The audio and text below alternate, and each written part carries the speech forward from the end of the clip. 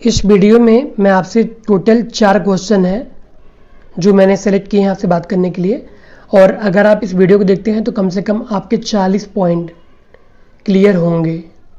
Okay, तो without late किए इस वीडियो को स्टार्ट करते हैं। मैं सुन गुप्ता और आपका स्वागत है आर्गेस्ट्री पॉइंट। जो क्वेश्चन नंबर 1 है, लकलीस इज एन इनकारनेशन ऑफ, मतलब लकलीस के एक अवतार हैं, मतलब इनमें से लकलीस किन के अवतार हैं। आपके पास ऑप्शन ए है महावीर, ऑप्शन बी है शिवा, ऑप्शन सी है विष्णु, ऑप्शन डी है बुद्धा। तो इसका जो करेक्ट आंसर है वो है आपका शिवा। ठीक है, शिव जो है वो आपका करेक्ट आंसर है कि जो लकलीस है वो शिव के एक अवतार है। अब थोड़ा सा लकलीस के बारे में जानना जरूरी है। ठीक है, देखिए लकलीस को जो है कि पाशुपत संप्रदाय के संस्थापक माने जाते हैं लकलीस। ठीक है, और लिंग पुराण के अनुसार लकलीस जो है 28वें अवतार हैं। कितने? 28वें अवतार हैं। किसके? शिव के। शिव के टोटल 28 अवतार हैं और ये 28वें नंबर पे है, मतलब आखिरी अवतार है कौन? लकलीस। अब क्वेश्चन ये आता है कि लकलीस को आप पहचानेंगे कैसे। तो लकलीस के बारे में आप जान लीजिए कि ये जो है कि इन्हें नेकेड योगी कहा जाता है और इनका जो पेनिस है वो ऊर्ध्वाधर रहता है। ठीक है, ऊपर की तरफ रहता है, जिसे आप समझ सकते हैं कि जो है ये लकलीस हैं। और उसका मेन रीज़न ये है कि इनको जो है योगी के रूप में दिखाया गया है और एनर्जेटिक दिखाया गया है। बात समझ रहे हैं? ये इनका जो है आइकनोग्राफी है जिसके ज़रिए आप जो है लकलीस को पहचान सकते हैं। अब बचता है आपका 3 पॉइंट, एक महावीर है, एक आपका विष्णु है और एक बुद्ध है। थोड़ा सा महावीर के बारे में बात कर लेते हैं। महावीर को आप कैसे पहचानेंगे, इनका आइडेंटिफिकेशन क्या है? तो ध्यान रखिएगा, ये आपको जो है कभी आसन मुद्रा में, कभी ध्यान मुद्रा में और कभी जो है कि स्टैंडिंग पोजीशन में आपको मिलते हैं, मतलब खड़े हुए मिलते हैं आपको। और इनका जो मेन पहचान है, इनका वाहन है शेर। ये जहाँ भी रहेंगे इनके जस्ट नीचे एक शेर बना होगा, तब आप महावीर को पहचान सकते हैं कि वो महावीर है। जबकि अगर बात ऋषभ देव की आए तो आप समझ लीजिए कि उनका वाहन जो है बुल है, मतलब बैल है। ठीक है, ऋषभ देव का वाहन बैल है। जहाँ अगर आपको बैल दिख जाए समझ जाइएगा कि वो ऋषभ देव हैं। इनके कुछ और भी आइडेंटिफिकेशन है मगर वहाँ तक हम नहीं जाएंगे। आगे चलते हैं ऑप्शन सी में। सी आपका है विष्णु। विष्णु के बारे में जान लीजिए कि विष्णु के 10 अवतार हैं और यहाँ से भी क्वेश्चंस आ रहा है आजकल कि ये अवतार किस टाइप का है, सौम्य है, रौद्र है, कई तरह के जो है शिव के बारे में कई बार आए हुए हैं। तो उसके बारे में कभी डिटेल में बात करूंगा। फिलहाल में आप विष्णु के बारे में जान लीजिए कि विष्णु जो है इनके 10 अवतार हैं, जिनमें मत्स्य, कुर्म, वराह, नरसिंह, वामन, परशुराम, राम, कृष्ण, अनुभव और कल्कि। कल्कि जो है कि फ्यूचर, मतलब कि कलयुग के अवतार हैं, अभी जन्म लेने वाले हैं, कब लेंगे अभी पता नहीं है। तो आप समझ लीजिए कल्कि जो है कि आखिरी अवतार है। और 9th नंबर पे जो है कि कुछ लोग बुद्ध को मानते हैं और कुछ लोग अनुभव को मानते हैं। इतना आपको ध्यान रखना है। टोटल इनके 10 अवतार हैं। और अगर आप कहीं मंदिर जाते हैं तो आप ध्यान दिया कीजिए, अगर वैष्णव मंदिर है या शैव मंदिर है तो कभी कभी उन पर भी आपको जो है कि वैष्णव मूर्तियाँ मिलती हैं, तो उनको पहचानने की कोशिश किया कीजिए कि ये कौन से अवतार हैं। बात समझ रहे हैं? बाकी जहाँ तक बुद्ध की बात है तो आप पहचान लेंगे बुद्ध को, उसमें कुछ खास नहीं है ना। आगे चलते हैं।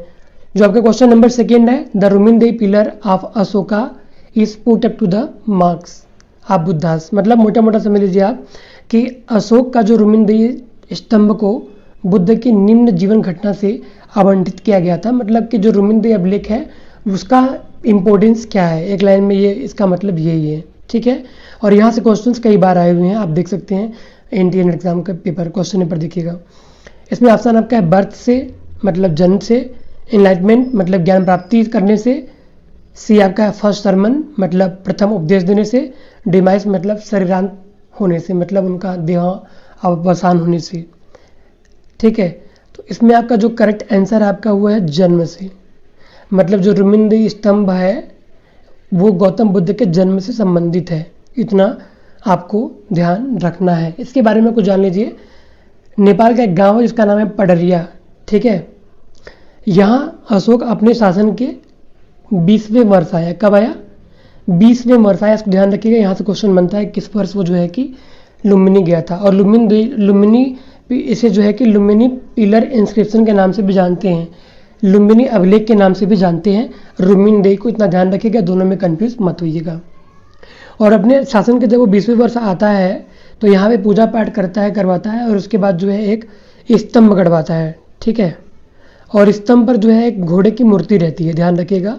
स्तंभ पर एक घोड़े की मूर्ति ये जो है बनवाता है और इसके बाद वो घोड़े की मूर्ति जो है टूटकर गिर जाती है। इतना आपको ध्यान रखना है। बाद में 7वीं सेंचुरी में जो है कि जब वेनसांग आता है तो वो कहता है कि यहाँ पे घोड़े की एक मूर्ति थी जो टूटकर गिर गई थी, वो मेंशन करता है इस बात को। अच्छा, इसका एक और भी बहुत इंपॉर्टेंट पॉइंट है, वो ये है कि ये टैक्स से संबंधित है। टैक्स आपने जानते होंगे आप, जिसे हम हिंदी में कर कहते हैं। तो कर व्यवस्था संबंधित जो है कि ये अर्लीस्ट इंस्क्रिप्शन है जो कि कर के बारे में मेंशन करता है कि जब अशोक यहाँ पे आता है तो ये तीर्थ यात्रा थी, इसलिए जो है कि वो क्या करता है कि यहाँ पे 1/6 को 1/8 कर देता है, ठीक है। मतलब यहाँ के कर को घटा देता है। बात समझ रहे हैं आप? तो इतनी कहानी आपकी लुम्बिनी अभिलेख के बारे में हो गई। इसके बाद क्वेश्चन नंबर 3 में चलते हैं। Which of the following Harappan sites have yielded the evidence of fire altars. मतलब आपको अग्निवेदियाँ किन हड़प्पन साइट से मिली हैं, किन किन हड़प्पन साइट से मिली हैं। ऑप्शन आपका ए है तरखानवाड़ी डेरा, और बी है रोजडी, सी है कालीबंगन, डी है लोथल। तो इनमें से आपको 2 सेलेक्ट करने हैं, ठीक है। इनमें से आपको 2 सेलेक्ट करने हैं, वो मैं कुछ लिख नहीं पाया था। सो अभी आप समझिए कि इनमें से 2 आपको सेलेक्ट करने हैं। तो इसका जो करेक्ट आंसर है कालीबंगन और लोथल है। बात समझ रहे हैं? तो अभी आपको कालीबंगन लोथल के बारे में जानना ही है, उसके पहले हम जान लेते हैं तरखानवाड़ी डेरा के बारे में। इन चारों से जो है क्वेश्चंस कई बार बने हैं। जो आपका तरखानवाड़ी डेरा है ये बेसिकली राजस्थान का साइट है और ये मेच्योर हड़प्पन है प्लस PGW साइट है। मतलब हड़प्पन तो है ही, साथ में जो है कि PGW पेंटेड ग्रेवेयर कल्चर से संबंधित भी है, मतलब वैदिक सभ्यता से कह सकते हैं मोटा मोटा। तो इतना आप तरखानवाड़ी डेरा के बारे में जान गए। और एक साइट इसी के साथ है जिसका नाम है चक 86। क्या नाम है? चक 86 या चक 86। ये भी जो है कि सेम है, मेच्योर हड़प्पन है प्लस जो है PGW साइट है, और ये दोनों साइट राजस्थान के, चक 86 प्लस तरखानवाड़ी डेरा। ये 2 पॉइंट आपने इसके बारे में याद रखनी है। इसके बाद अगला पॉइंट है रोजडी, ठीक है। तो रोजडी कहाँ पे आपका है? राजकोट डिस्ट्रिक्ट गुजरात में, ठीक है। राजकोट जिला का नाम है और एक गुजरात की साइट है जो कि भादर नदी के किनारे स्थित है। और ये हड़प्पन साइट है जिसकी रेटिंग है 2500 BC से लेकर के 1700 BC, ठीक है। 2500 से लेकर के 1700 BC डेटिंग है इसकी रोजडी की। इसके बाद जो है आगे चलते हैं। तो यहाँ पर आप देख सकते हैं कालीबंगन। कालीबंगन जो है कि बहुत ही इंपॉर्टेंट साइट है हड़प्पन का, और यहाँ से कई बार क्वेश्चन आते हैं। कालीबंगन की डेटिंग नियर अबाउट 3000 BC है। कितना? 3000 BC, ध्यान रखिएगा कालीबंगन का। अब हम शुरू करते हैं कालीबंगन के बारे में। देखिए, कालीबंगन का जो अर्थ है वो है काले रंग की चूड़ियाँ। वंगा या बंगा जो है इसका अर्थ चूड़ियाँ होता है, ठीक है। हनुमानगढ़ जिला राजस्थान इस साइड का लोकेशन है कालीबंगन का, और घग्गर नदी के किनारे स्थित है और ये 2 भागों में बटा हुआ है। कितने भागों में? कालीबंगा आपका 2 भागों में बटा हुआ है। और यहाँ पर 1952 में जो है कि इसकी खोज की गई थी। किसने खोजा था? अमलानंद घोष ने। अमलानंद घोष ने जो है कि इस साइट को खोजा था। इतना आपको ध्यान रखना है। किसको? कालीबंगन को किसने? अमलानंद घोष ने। और BK थापर प्लस BB लाल ने यहाँ खुदाई किया था। कालीबंगन खुदाई BB लाल प्लस BK थापर ने किया था 1961 और 1969 के बीच में। और यहाँ से आपको मिलता क्या है? यहाँ से आपको मिलता है मतलब सबसे अर्लीस्ट जोते हुए खेत के एविडेंस आपको कालीबंगा से मिलता है, जिसकी रेटिंग 2900 BC है, अराउंड 2900 BC। इसके बाद यहाँ पर कच्चे ईंटों का प्रयोग किया गया है। यहाँ पे जो नालियाँ हैं वो लकड़ी की हैं, जो नालियाँ यूज़ की गई हैं वो लकड़ी की बनी हुई हैं यहाँ पर। इसके बाद आप जान लीजिए कि यहाँ पर जो है कि विशाल दुर्ग के अवशेष मिलते हैं। मतलब दुर्ग मतलब घेरा चारों तरफ से जो है आपको मिलता है। यहाँ पर आपको बैलगाड़ी जो कि मिट्टी की बनी हुई मिलती है। यहाँ पर आपको चूड़ियाँ मिलती हैं जो कि पत्थर की बनी हुई हैं, और यहाँ पर कभी चूड़ियों का मार्केट लगाया जाता था। पत्थर की चूड़ियाँ यहाँ पर बिका करती थी, ठीक है। मिट्टी की भी चूड़ियाँ, पकी हुई मिट्टी की चूड़ियाँ, टेराकोटा की चूड़ियाँ आपको यहाँ पर कालीबंगा में मिलती थी एक टाइम पे। और यहाँ पर आपको क्या मिलता है? यहाँ पर आपको हवन कुंड के एविडेंस मिलते हैं, जिसे हम यज्ञवेदियाँ कहते हैं, फायर अल्टर्स भी कहते हैं, जिसके बारे में अभी बात कर रहा था। इसके बाद आपको यहाँ पे अर्लीस्ट भूकंप के साक्ष्य मिलते हैं। अर्थक्वेक के एविडेंस आपको मिलते हैं कहाँ से, कालीबंगन से मिलते हैं, इतना आपको ध्यान रखना है। आगे हम चलते हैं, ये जो है इसका विनाश कैसे हुआ। जो घग्गर नदी है वो सूख गई, ड्राई हो गई पूरी तरह से, इसलिए जो है साइड का विनाश हो गया, ऐसा माना जाता है। तो आई होप कि कालीबंगन के बारे में कम से कम 15 से 20 पॉइंट हम लोगों ने जाना, बात समझ रहे हैं। आगे चलते हैं, लोथल के बारे में थोड़ा बहुत जान लेते हैं। लोथल के बारे में, लोथल को कहते हैं मिनी हड़प्पा या लघु हड़प्पा। क्या कहते हैं? लघु हड़प्पा कहते हैं या मिनी हड़प्पा भी कहते हैं, ध्यान रखिएगा। और ये नाम किसने दिया है? ये नाम दिया है SR राव ने, जिन्होंने यहाँ पर खुदाई किया था, ठीक है। और आपको एक बात ध्यान रखना है कि यहाँ पर आपको प्राचीनतम बंदरगाह के एविडेंस मिलते हैं, यहाँ पर आपको ट्विन बरियल के एविडेंस मिलते हैं, युग्म समाधान में आपको यहाँ से मिलते हैं। और यहाँ के जो दोनों नगर हैं, ठीक है, वो सुरक्षा प्राचीर से घिरा हुआ है। लोथल के बारे में बात कर रहा था मैं आपसे, ठीक है। और यहाँ पर जो है कि आपको अग्नि वेदियाँ मिलती हैं, जिसे हम यज्ञ वेदियाँ भी कहते हैं, और घरेलू क्षेत्र से मिलती हैं, इतना आपको ध्यान रखना है। और ये भोगवा नदी के किनारे स्थित है लोथल। यहाँ से एक फारस की मोहर मिली है, ठीक है। फारस की एक मोहर कहाँ से मिली है? यहाँ लोथल से आपको मिली है। और यहाँ पर जो है जो बर्तन है उस पर आपको कौवा और लोमड़ी की जो कहानी है पंचतंत्र वाली, वो भी आपको लोथल से मिलता है। और यहाँ पर एक अपवाद है। अपवाद का मतलब ये है कि देखिए, आर्कियोलॉजी में अगर कहीं भी अगर आपको अपवाद मिलता है तो उसको आप मोस्ट इम्पोर्टेंट पॉइंट में नोट कर लीजिएगा। मैं क्यों कह रहा हूँ? क्योंकि अपवाद बहुत ज़्यादा पूछे जाते हैं आर्कियोलॉजी में। तो यहाँ पर आपको एक कंकाल है जो कि आपको ईस्ट और वेस्ट दिशा मिलता है, ठीक है, east and waste.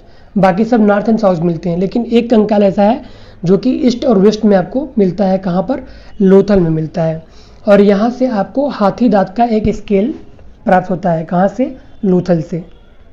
I hope कि लोथल भी आपका क्लियर हो गया होगा। अगर यहाँ से कोई भी क्वेश्चन आएगा तो मुझे पूरा उम्मीद है कि आप सॉल्व कर लेंगे।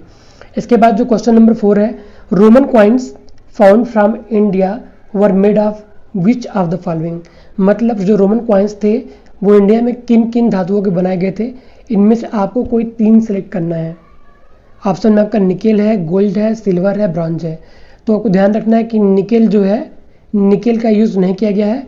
बाकी सोना, रजत और कांसा, ये तीनों जो धातु हैं, इनसे जो है कि आपको रोमन कॉइन्स बनाए गए थे और प्राप्त होते हैं, इतना आपको ध्यान रखना है। आपका B, C और D ऑप्शन सही है, तीनों।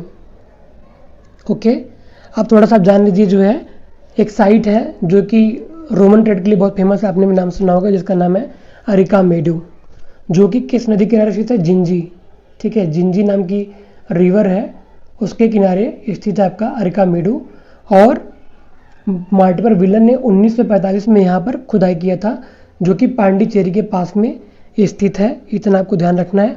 और सिर्फ मार्टिपर विलन नहीं बल्कि JM कैसल, 2 लोगों ने मिलकर यहाँ पर खुदाई किया था। और यहाँ से रोमन पॉटरीज भी मिलती हैं, 3-4 टाइप की हैं, वो आपके लिए होमवर्क है कि कौन कौन से रोमन पॉटरीज यहाँ से मिली है, उसको आपको ध्यान में रखना है। आई होप कि कम से कम आपके 40 पॉइंट यहाँ से क्लियर हुए होंगे। मैं कोशिश करूँगा कि डेली बेस पे आपके लिए 2-4 क्वेश्चन में लेके आऊँ, जिससे आपकी कंटिन्यूटी जो है बनी रहे। फिर भी अगर आप कोई फीडबैक देना चाहें तो आपका स्वागत है। मिलते हैं आपसे नेक्स्ट वीडियो में। Take care.